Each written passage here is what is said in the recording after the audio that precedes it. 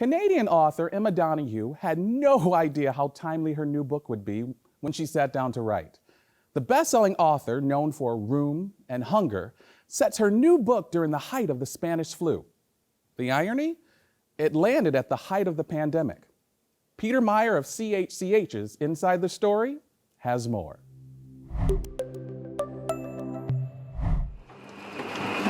The one-year mark of the province's first state of emergency is upon us. Its mark on history undeniable, sure to be captured in the years and decades ahead, not just in the history books, but in music, art, and literature. Just as world wars, the Great Depression, and other difficult chapters in humanity's history have left an indelible mark in our collective psyche. One novel already being labeled the first grade book of the COVID pandemic. A work meant for our times, even though the timing of its release was happenstance.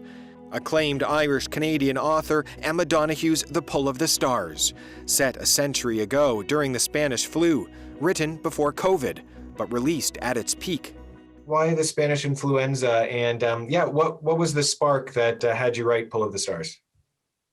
Okay, this is a perfect example of how much different categories of writers owe to each other, right? It's obvious that I owe a lot to historians, but I owe a lot to journalists too. The Economist magazine did a roundup article about the centenary of the Spanish flu in 2018. They don't even give bylines, so I don't know who to thank, but it was a well-written article.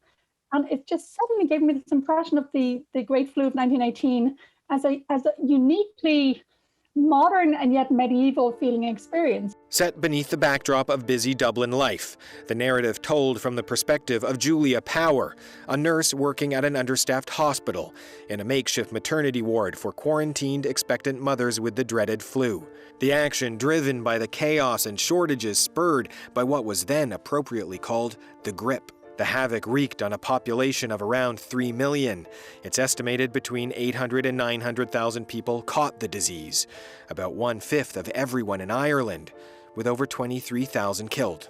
Similar numbers to the destruction of life here in Canada at the time, 55,000 killed in a population then of around 8 million, roughly 1 in every 125 people left dead by the virus in both countries. A far steeper toll than what we are experiencing now, the author says. The Great Flu was so much worse. I mean, its death rates were phenomenal. If we feel our communities are shattered by the number of deaths that we have at the moment, I mean, in 1918, they were losing, it's estimated between 4% and 6% of the entire population. But despite the historic upheaval, the pandemic of the Spanish flu had been largely forgotten.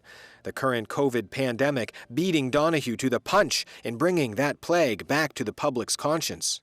It's almost like this pandemic, the current pandemic, has unearthed it, which I find interesting. In Ireland, it was even more forgotten because we had so much else going on during that period. I mean, when I was growing up, I would have said 1918, oh, that's when we were fighting for our freedom while World War I was going on. I mean, you know, the flu is just a kind of a background detail. I never heard a thing about it when I was growing up. No stories, nothing. So Donoghue delved into the research, crafting a narrative around a cast of women all at the virus's mercy. Those in the cramped maternity ward bringing life into the world while also being picked off by the grip one by one. The title, The Pull of the Stars, the origin of the word influenza itself, a direct translation of the old Italian phrase, influenza della stella, and the belief sickness came from the stars above. And in a twist of cosmic fate, it wasn't long after delivering her manuscript to the publishers that life started imitating art. But I went ahead and delivered it at the start of March this year. And then I looked up and began noticing these headlines, but I honestly never connected it with my novel. And then the publishers rang up and said, you wrote about a pandemic and we're in the middle of one, so let's bring it out this year. And once I got over my slight sheepishness about having any kind of book to peddle in the middle of the pandemic, I realized that I would get to talk about healthcare workers all year, and that for once I wouldn't be just publicizing my novel, I would be raving about things that mattered, like, you know, thank God for those nurses. Donoghue has described the coincidence as eerie, but the timing a stroke of luck for her publishers in what has already been a string of successes that has catapulted her to the forefront of the Canadian and international literary world. It was her 2010 novel Room that thrust Donoghue into the role of star author. That novel shortlisted for nearly every major literary award, while topping countless year-end critic lists on its way to becoming an international bestseller. for 5 years. You made life in that small room, that prison, as nurturing and normal as you could. The film adaptation starring Brie Larson, nominated for 4 Oscars in 2016, including Best Picture, with one for Donoghue herself for Best Adapted Screenplay.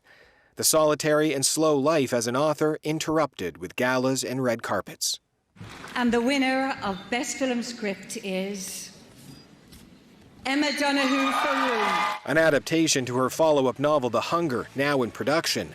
And now, with the early success of The Pull of the Stars, interest for an adaptation is gaining steam. Yes, there's strong interest in The Pull of the Stars as well. I mean, I think for film, what you absolutely have to have is a gripping storyline and people you care about. I really enjoy adaptation for film because it's a whole other thing. You can't think of it as trying to preserve your book. You can't go into it defensively. It's more like, let's tell this entire story again from scratch and differently. For now, Donoghue is hunkered down, like everyone else, with her family in London, Ontario, experiencing the simple pleasures of more time with family, along with all of its frustrations, all the while seeing her book become a literary smash hit, and the similarities and insight gained from its backdrop of an eerily similar, yet much more destructive pandemic taking form. Well, what can we learn from the Spanish flu, or the grip, as they call it? Are there lessons to be learned? One thing I draw from it is that, you do recover. That, there are lots of people who got through it, who lost people, who saw their livelihoods shattered, and yet a couple of years later, they were getting on with their lives. So I found it deeply comforting in the middle of COVID to study previous eras and realize that we've got through a lot worse before. Peter Meyer for Inside the Story.